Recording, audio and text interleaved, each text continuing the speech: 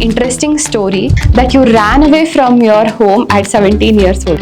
Yes, I ran away, but not at 17. I ran away at 16. In fact, it's a little before 16. Fell into bad company. The worst thing which happened to me is learning cards and doing gambling. 50 rupees in my pocket and friend of mine 2 rupees in his pocket. 52 rupees. We ran away. 21 years, 5 months I was in office. Morning, it will start with firing, they will end in firing. And my greatest reward came when I was approved for a Major Gen. Every year on 26th July, we celebrate Kargil Vijay Diwas. So the Kargil War was a defining moment for the Indian military history. First of all, what caused this war, sir? Why it went on for so long? Yeah, that's a very interesting question. And let me tell you, Pakistan, we got such a neighbor right from the Independence Day when the Jinnah asked for a separate state. Somehow we allowed that state to come up. And imagine, one side was Eastern Pakistan, one side was a Western Pakistan, that is main. And look, since then, Pakistan has been creating troubles for India. It is a kind of neighbor which can never be trusted. Now look what happened. We had already fought the 65 war. We had already fought the 71 war in which Bangladesh was created. And it's a militancy that is creating trouble for India, whether it is the J&K. See, the Pandits had to run away because Pakistan always created insurgency, militancy in the Srinagar Valley and created trouble for India right from the day one. But India has really answered very well. Initially, India was not that aggressive.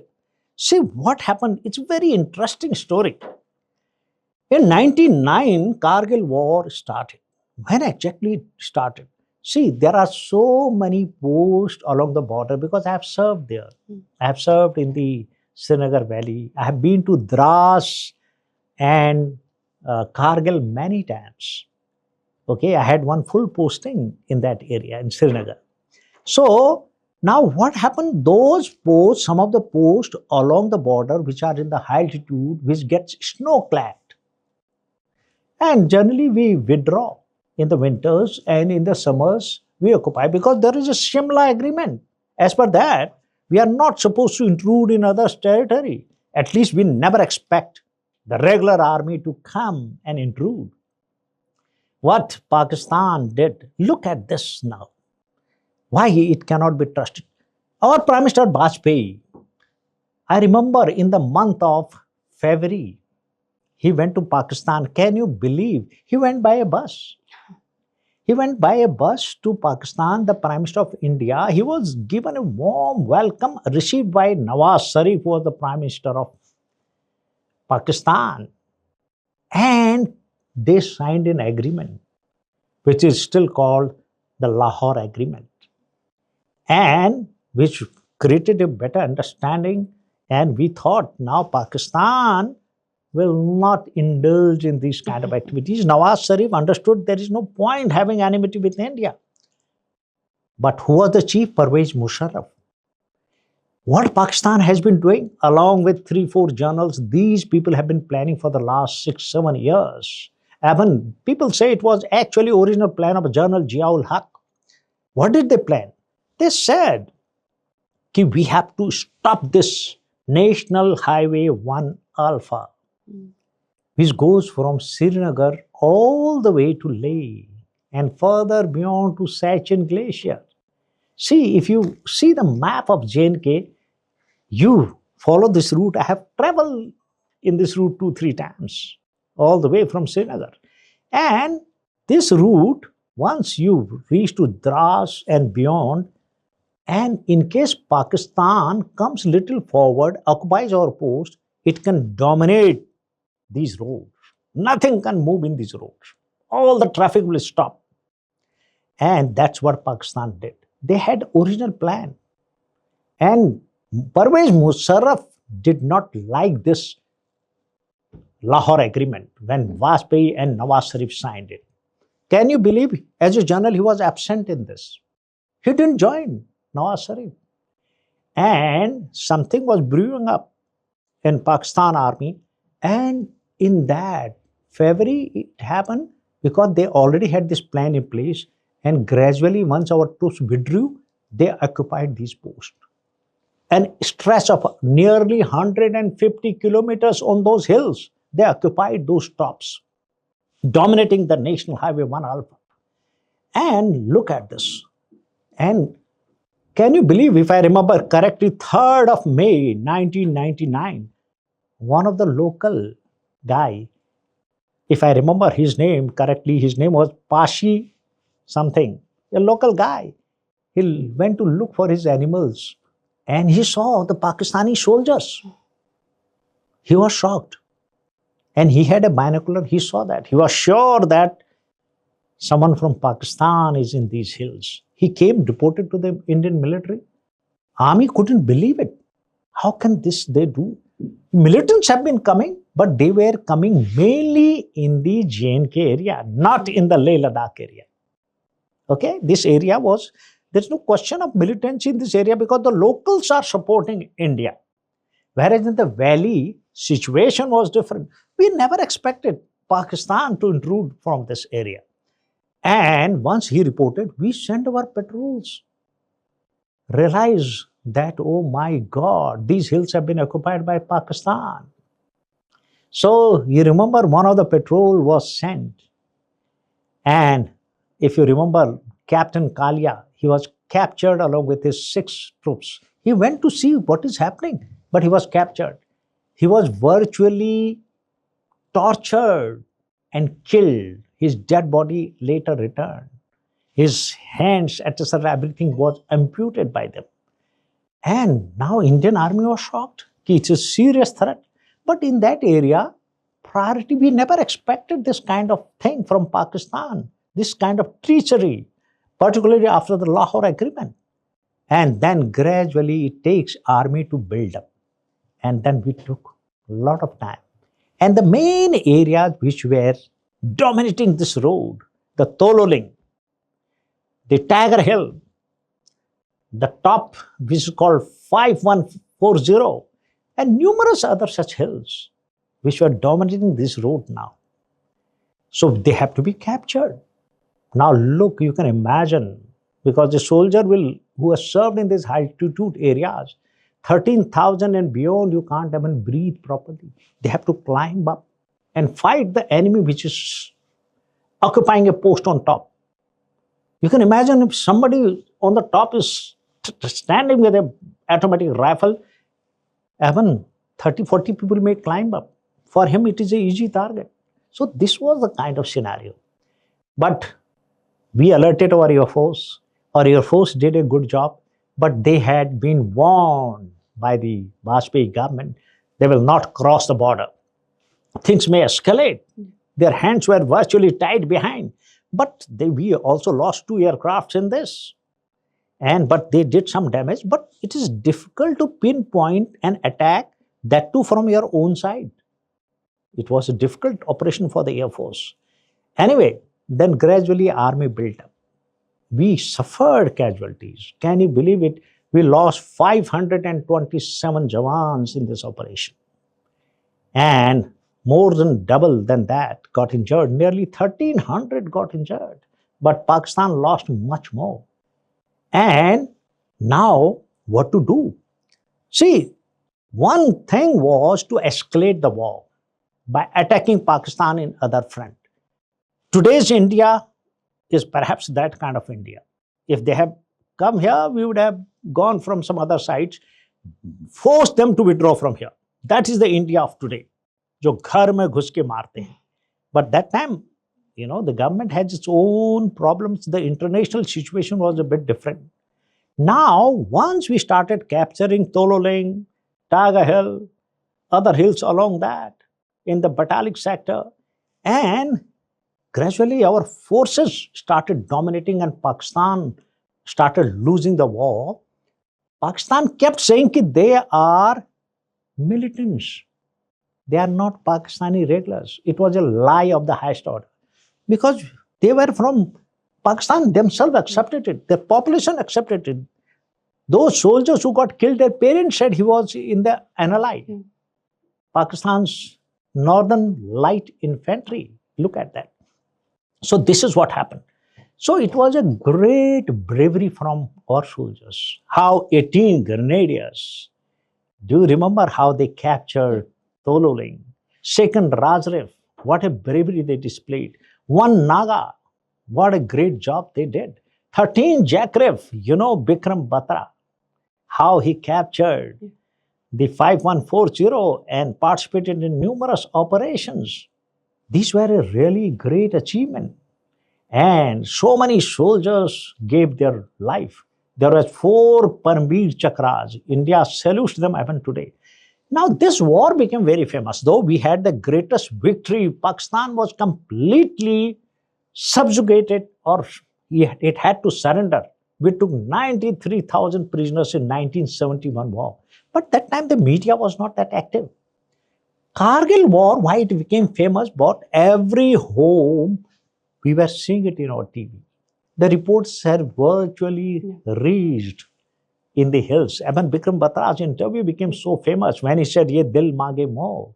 When he said ki his was Sher Shah, his code name was Sher Shah, and "Ye dil mange mo." Today, everybody has seen the movie Sher Shah.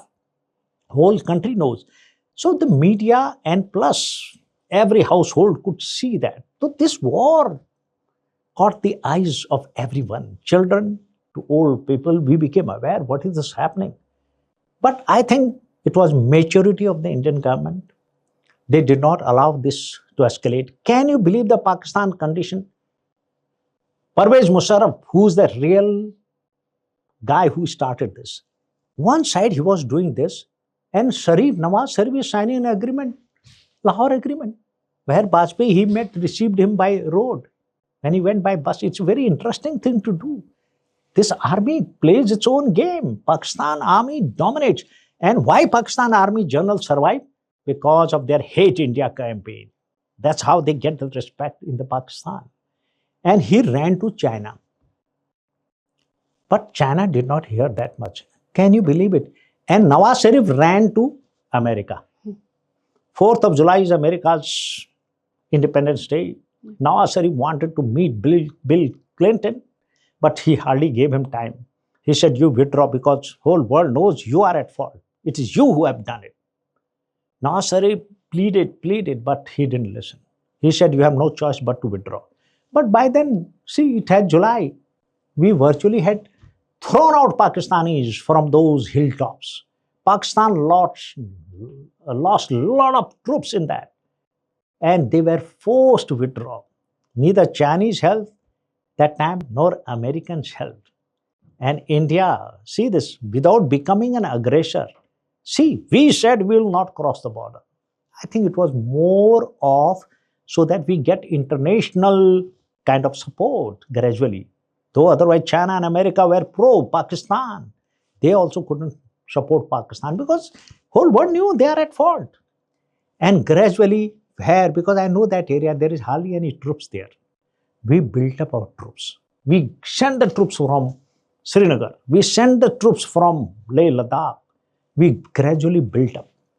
Where there were just hardly 6 to 12 guns there in that area, we built up to, oh my God, nearly 120 units. So once the artillery bombardment was done, the Pakistan realized, because that huge bombardment shook Pakistan and gradually supported the Indian troops. But that kind of bravery which Indian soldiers have shown, those brave soldiers who laid down their lives and threw Pakistan out of that place, is a great salute to Indian Army. That's why we are now again preparing to celebrate this Kargil Vijay Diwas on 26th of July. And that's why everybody gets inspired by these heroes. What a great job they have done. They have done India proud. So that is what I will say about this war. So do you have any personal experience to share from this war period, or anybody who was included in the war? Okay, during the Kargil War, frankly speaking, 1998, 99 and early 2000, I was in the army headquarters. Now, you asked a very good question. In army headquarters, I relieved, that time I was a lieutenant colonel. I relieved Lieutenant Colonel Khushal Singh Thakur. Now, see, this touches my heart. And I relieved him. And he went to, I remember still, he was posted in the valley. I think Manas Bal he was posted to.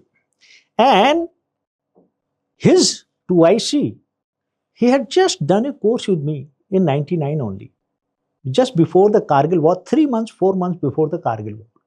We were doing, Lieutenant Colonel Vishwanath. We were doing a course in Mau together. And we used to have a good friendship, good laughter, good talk. One guy, I had relieved him in Delhi. I had come in his post. He went to JNK, and this man, Vishwanath, was from 18 Grenadiers. Now, this was a touching moment for me when I heard that Lieutenant Colonel Vishwanath has laid down his life when he died. Oh my God, just 3 months before he was doing senior command with me. And he's no more now. And he had done he was a great soldier. I can assure you, had he been living, he would have retired as a general minimum. And Khushal Singh Thakur was another dedicated soldier. He was on leave. He rushed and rejoined his unit. And look what the 18 Grenadiers did there. Virtually participated in every war. See, it is 18 Grenadiers. They won one Paramveer Chakra. You would have heard about Yadvendra Singh, who retired as a honorary captain. Can you believe he got more than 10 bullets in his body? He survived. He's living man today. And look at this. He also awarded Paramveer Chakra. He was from 18 Grenadiers. So the stories of the Kargil heroes is known to everybody. But what touches me, I was in the army headquarters. One day I went to that time Colonel Khushal Singh's home. It is my duty, because he was staying right army battalion of mess, right in front of, there is a officers colony in Delhi. I went to his house. And what a scene it was. The wife was virtually had no news since he left. No news about Khushal Singh Thakur. His daughter was crying, he was crying. But whenever I asked them. So I sat there for about half an hour to 45 minutes or 1 hour and talked to them. But I could see this, because they are not getting, in those days, not getting any news. Yeah. And after that, they heard about the Vishwanath's death. Oh my God, they were shaken up. And see, still Khushal Singh's unit, 18 Grenadiers, suffered so many casualties, but this unit really stood the ground, did a great job under Colonel Khushal Singh Thakur. His soldiers performed pretty well in that war. There were so many stories, because I personally knew. I remember that day when I was in the office, I heard, because I was following the war, because I was in the army headquarters only. I heard Vishwanath is no more. Oh my God, what a wonderful man he was. And I used to respect him, because I felt he is much more intelligent, much more, his leadership qualities was something to learn from him. I used to respect him. And he was no more. He died there leading from the front. So these were the memories. Another one, that time chief of the army staff was General V.P. Malik. He had a ADC. The chief had 2 ADCs. One was from para commandos. I still remember. I will tell you his name. So anyway, so he volunteered to go back to the war. He said, he requested the chief, "Sir, I have to go back to my unit. Otherwise, they will think, see, I'm in the headquarters. I'm joining the unit." So the chief reluctantly told him, "Okay, you can go." Can you believe him? He went. And once the Kargil War was about to get over, he, in a separate encounter in the valley, fighting militants, he also laid down his life. We used to meet virtually every day, because I was in Adam and Court, so I used to be in touch with the chief's staff. So I used to meet him every day. He just left. After a few days, I hear he's no more. And he also died. And he could have been easily in the army headquarters. I salute his leadership, his sacrifice. how this man volunteered to go. So I have a lot of respect for him. So I was talking about Captain Sudhir Walia. Every day in the army headquarters, I used to meet him because we had, in the chief secretariat, we used to indirectly serve the chief secretariat being from Adam and Court. And one day he told me, sir, he's going. Why? He said, sir, my unit is there. What people will say? Yaar, why you are so restless to go? He said, sir, I want to participate in this battle. Can you believe it? He left. And in August, just after the Kargil War, in a militant fight, he killed 4 or 5 militants and he laid down his life.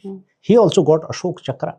There are such great heroes. He could have been in a plum posting in Delhi with the chief of the army staffs. He could have been a good, in a good posting he was. There was no compulsion of his going back. Even chief said, you are posted here. But he said, no, I want to go back to my unit. There have been numerous such stories. Second Razrif, 18 Grenadiers, 13 Jackrif. Look, see how Rajesh Adhikari, he was from Uttarakhand, from 18 Grenadiers. He was originally from mechanized infantry, but laid down his life. Padmapani Acharya from 2nd Razrif. Look at this. There have been numerous such great stories where I think the Indian youth should know about it. What a great sacrifice he has done. And one advice I will give to everyone, I keep telling this. Once you go to Kargil Memorial, I think, mere hisab se, this is the best religious place for Indians. It is not a war memorial. It is like you visit Ayodhya, you visit Varanasi, you should visit Kargil War Memorial at least once in your life. Once you go to the war memorial, because whenever I go to JNK, I still go, though I have been there many times, I still go to the Kargil War Memorial. You look the top, you can generally get aligned to the Tololing top. You can generally have the area of the Tiger Hill. You can know those hills where the Indian Army fought. And here is a Kargil War Memorial. So I will recommend everyone in their life, you go to abroad, you go to see so many places, but Kargil War Memorial will inspire every Indian youth. It is a must for every Indian to visit once in his lifetime. Like even certain parents, even Vikram Batra's parents, wanted to see the place where Vikram Batra laid down his life. Like so many others, the parents have visited. They have climbed the hill and gone to the area where their son laid down his life. So it really touches our heart. So Kargil War Memorial is a must visit for every Indian. Definitely, we will visit the Kargil War Memorial. Yeah. You spoke about the families and parents of the martyrs. So, how was their situation during the wartime, and how will they deal with the news and the martyrs' lives if they're lost? Frankly speaking, they get used to it. See, I have been like not in a war-like situation. I was in Sri Lanka, Operation Pawan. So your family gets used to it. You talk to them, you send write. I used to write letter every day. Those days there was hardly any mobile telephone, nothing of this sort. From JNK also, I used to write every day one letter to my wife. So this is what the soldiers do. And the parents also we give them good news. I'm fine, I'm enjoying life, this, that, though we may be under trouble. But we overlook that. The parents feel very nice. So it is like that. So you live like that. So, and even in the worst of the circumstances, you learn how to make the best of it, how to enjoy. There is a famous saying in para commandos. They say, muskil waqt, commando sakt. Means, more the dangerous time, you become more tougher. So you got to only with a tough mentality, you can overcome any kind of tough situations in life. So there is no muskil waqt. Difficult times can be overcome by being strong. So this is the famous saying of the para commandos. Muskil waqt, commando sakt. Yes, sir. So we have heard about Kargil War and the physical wars happen, but these days there are some technological wars or bio wars happening, like how it happened with COVID. So in that, during those time, everybody suffered, even the common people suffered. We know that you people, the soldiers, protect us during the wartime, but during these biological wars, how do we prepare ourselves, or how will we protect ourselves from this? Well, in life, let me tell you, if somebody can introduce a chemical weapon, a biological weapon, or a nuclear weapon, there is always a counter of that. The technology, both for the offender, attacker, and the defender, both can make use of it. Yes, the chances of casualties are far more now, but there is always some sort of solution for everything. See this now, great tunnels have been created in the cities against the bombardment of Israelis. Similarly, Israel has created that kind of tunnels in its own area. Yes, the chemical war perhaps is going to be much more dangerous, but what the international community has done, they have banned chemical thing. They have banned biological. Only nuclear thing remains, but the time will come where the ultimately the humans have to take charge, where they have to ensure that we have to restrict or ban these nuclear weapons also. So, yes, this kind of a struggle will go on. Wars have been going on since ages, but I am not saying they will stop suddenly. No, they will continue in a one form or the other. But there will be a counter to everything. Yes, the leadership of the world has to take cognizance of this, and they have to restrict this kind of thing, because any rich nation can also suffer the same damage, which the days in future will prove to this fact. So lastly, I want to ask you, military is all about discipline. So how do the common people or working professionals inculcate these military discipline in our usual lives? Very good question again. I will recommend to the government from this forum one recommendation, like they have started Agniveer, they can have a just 2 months program, where, or even to begin with 1 month program, they can create 4 5 centers in India where anybody below 30 years can join and spend 1 month in the military environment or military training. What does he do? Where he keeps his physical fitness. It is a wonderful paid holidays for him, where he's trained in the army way of thinking, where he's trained in firing. Because we need reserve soldiers. We need soldiers' mindset even in the civil. They will be of great help to the nation in the time of emergency, which is called the second line of defense. Like NCC, we have so many youths. So many couldn't join. But if you be in the military training for 1 or 2 months, yes, you develop that mindset of a soldier. You become more national. See, you are taught to love your nation, work for your nation. So this 1 month or 2 months of training, I very strongly feel should be created. There should be 3 or 4 centers in India where they are not army people, they don't get pay. But you are going for a holidays in Hong Kong. You come for a holidays here, where they will have a best of the time. They will doing adventure. So this is the thing I wish to propagate through this forum. And the time will come when we will ultimately achieve that. Every country has to have a second line of defense. If not that, at least people, because the war is going to affect every city, every part of the country. Who will now support? Soldiers are in the border.